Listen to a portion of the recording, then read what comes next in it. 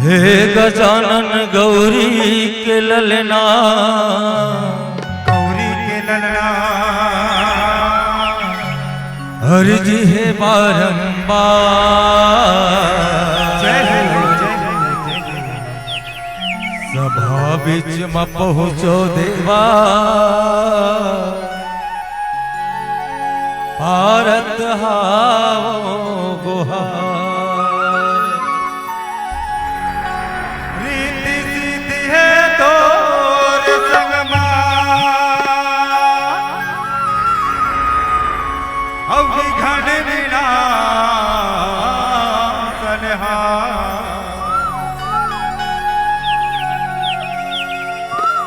बीच सभा महाराज रखो, नमन हजारों हजार, नमन हजारों हजार। गौरी के ललना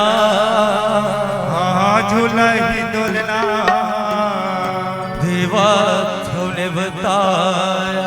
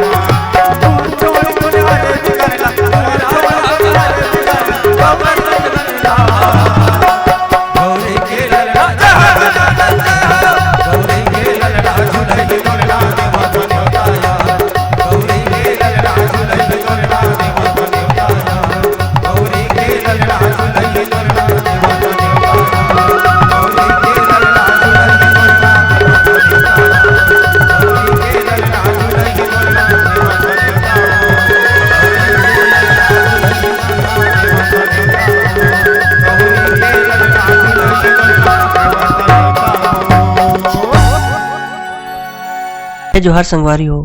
अगर आप मन ला हमार वीडियो पसंद है सोही तो वीडियो ला लाइक करो और चैनल ला सब्सक्राइब जरूर करो। और हाँ, बेल आइकन ला जरूर दबाओ ताकि हमार नवा अवैया वीडियो आप मन ला सबले पहले मिले। जय जोहार, जय छत्तीसगढ़।